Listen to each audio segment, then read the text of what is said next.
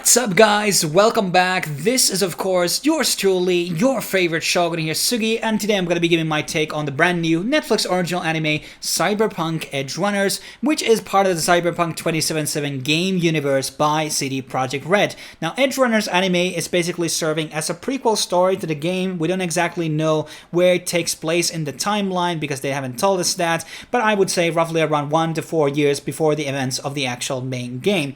However, none of the EdgeRunners main characters actually appear on the game itself, so they're fundamentally disconnected from each other outside from the fact that both of them take place in Night City, feature the same gangs, locations, and organizations like Arasaka and Militech, and also there's some side characters and minor characters from the game which will be making some cameos in the actual anime, but fundamentally, outside from thematics, they are not really connected to each other, but I still recommend watching EdgeRunners first in case you haven't played the game yet.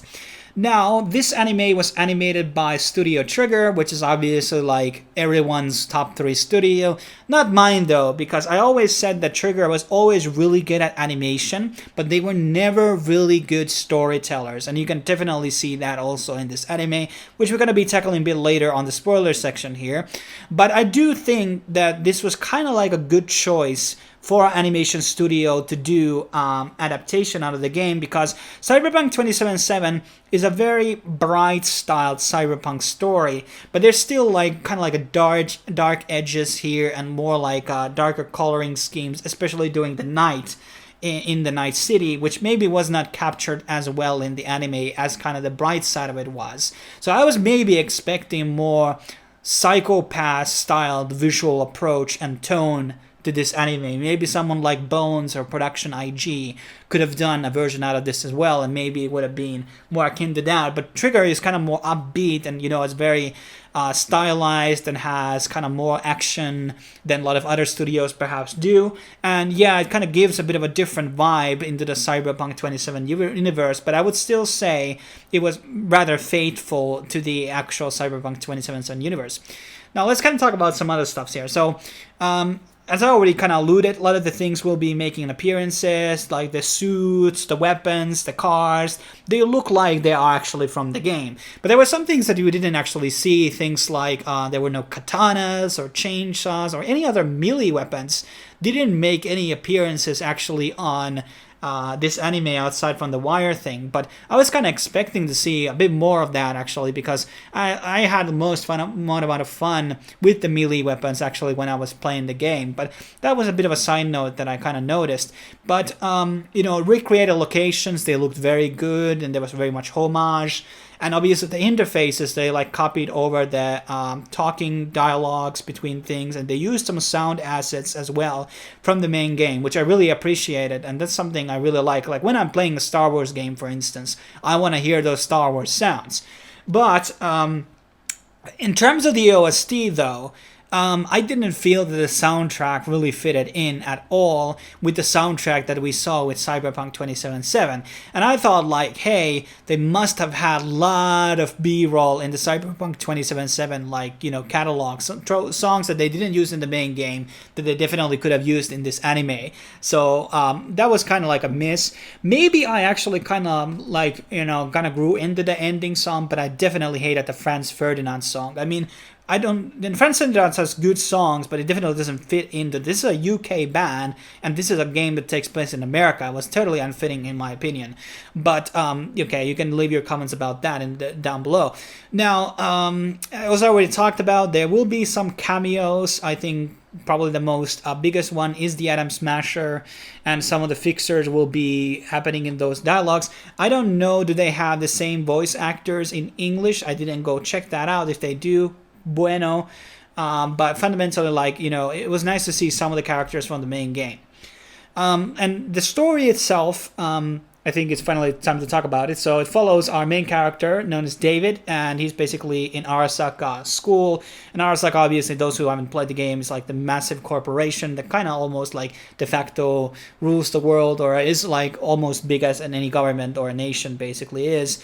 and he is there. His mom is like grinding really fast. Grinding really hard to basically make money so David can go to this school, and David doesn't really give a fuck about this school and kind of gets kicked out, and things kind of go sideways, and her mother basically gets into this accident, and things go shit, and basically he wants to become a cyberpunk or edgerunner, whatever your term you basically want to be using, thug life basically. And that's basically, his motivation. Then he meets this crew, and the other main characters like Lucy, who is basically the female love interest of David, and obviously the other main character here, and other people like Rebecca, Maine, Pillar, and Kiwi, who are basically part of the gang.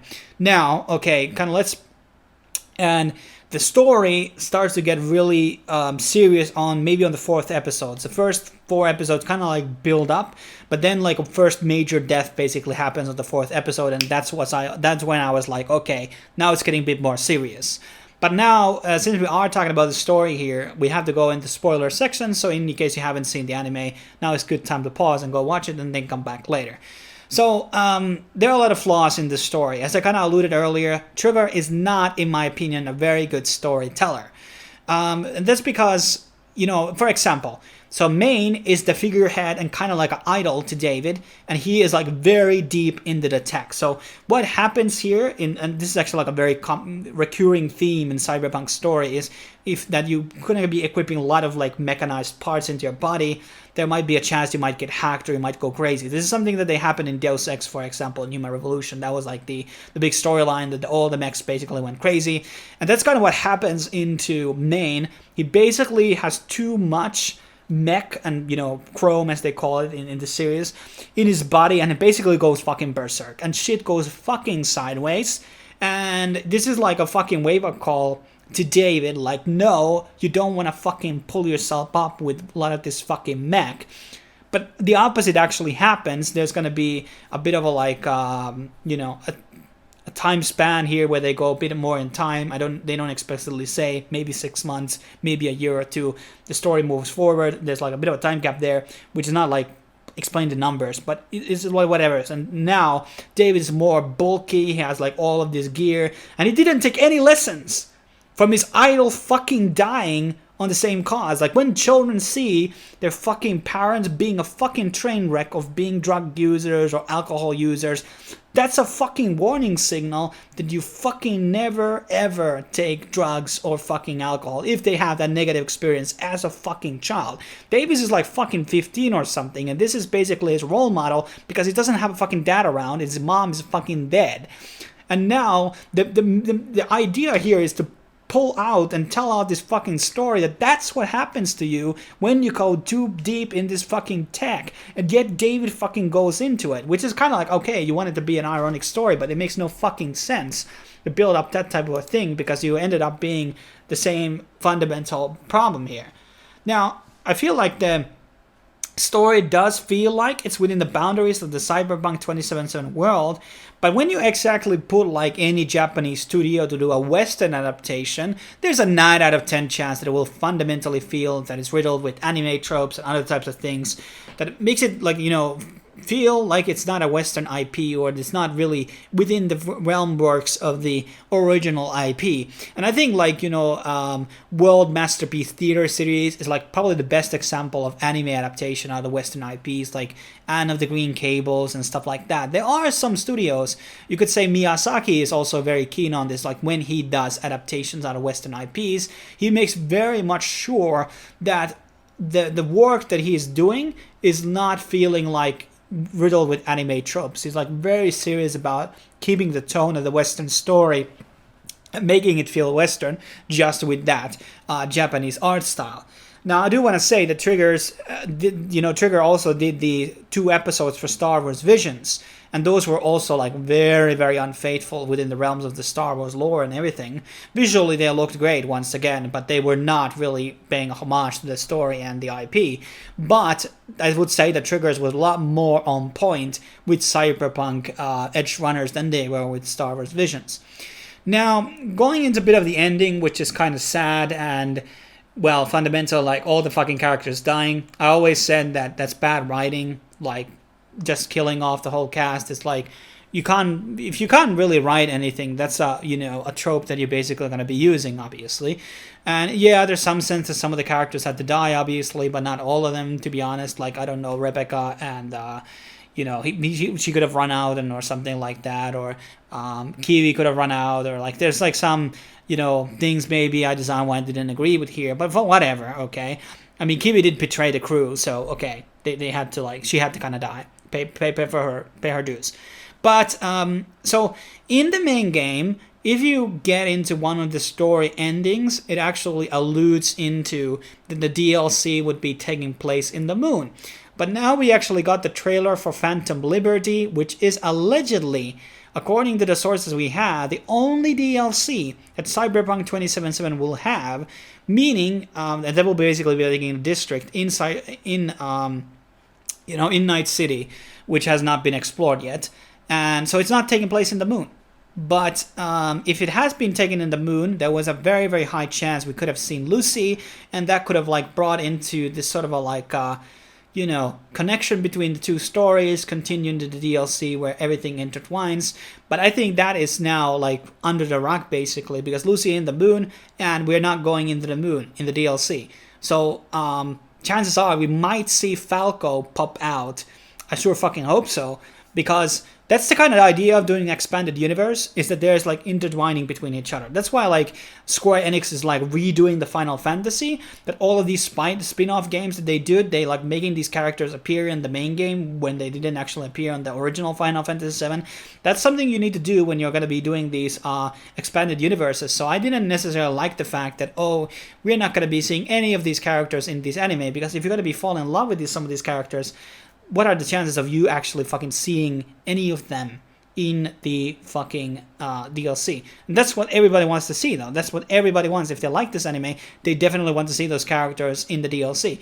But now I don't see it that's writing-wise, is it going to happen? Are we going to be seeing Falco? Are we going to be seeing, Lucy in the DLC? I don't think so. So I think that's kind of where the fail might have happened. But and I also felt that maybe the EdgeRunners very ending, it kind of wrapped up all the loose ends and everything, but I don't know. It was maybe I would have added a bit more minutes into the ending, at least Lucy being on the moon. It was kind of very brief, that scene when she's walking on the moon and everything, but who knows? Fundamentally, we don't know what's going to happen in the DLC, so it's everybody's guess. But if they're going to be doing the characters in the DLC, then I'm going to be appreciating the anime story more, because the story is going to be continuing in some way or another. And I thought that there was going to be a shit ton of sex scenes. There's really not any of them at all, actually, in this anime, which was something that I maybe would have hoped, because grabbing the pussy was kind of one of the big parts about actually the main game. And to address the whole Loli drama with Rebecca, I mean, she was definitely the most entertaining character in the whole anime, and perhaps my favorite. But it's not okay to add these Loli characters where they don't actually explicitly say the age of the character at any point. So it could have been a dialogue between David and Rebecca where, "You're so short, how old are you?" And then she says, "I'm actually 25 or something." Or there could have been a file open up on the screen which shows her date of birth and shit like that. And that would have cleared out all the problems that she is actually above 18 and not fucking kid. And that's the fundamental problem here, that when you don't actually state the age, you are basically catering to the fucking pedophiles, and that's fucking disgusting. And we could argue that Studio Trigger has done that in the past with maybe Little Witch Academia and some of the other IPs, and it was okay for, in my opinion, CD Projekt push against the idea of adding her into the game, because the main game was not really promoting lolis or any child characters whatsoever in the beginning, so it wasn't really faithful to the OG game in any way to add her in. They could have just made her a bit more taller and keep her same personality, and she would have been an amazing character still. I mean, she could have been, didn't need to necessarily be as tall as, Lucy or Kiwi, but she could have been a bit more taller, and there wouldn't have been this drama basically built up. But I'm kind of glad, though, in this particular instant, that the West is pushing against this disgusting pedophilia movement that is growing in Japan and now is coming into the West through Japanese anime, and that definitely has to stop. But to kind of wrap up my thoughts here, I thought it was a good anime. It was entertaining. Definitely the trailer gives you the idea that it's super action-packed all the time. It is not. And, you know, it had its flaws in the storytelling. I really wanted to be that the characters would make appearance in the future DLC, so we could have this intertwined where V meets the gang, basically, or something like that. But now that everybody's basically dead, the chances of that happening are very, very slim. But I still recommend go checking it out. It's definitely a good entry into the whole cyberpunk animes that we have out there, and definitely one of the better ones, but there are better ones also than this one out there, in my opinion. But thanks for watching. I will be seeing you in the next video. Cheers.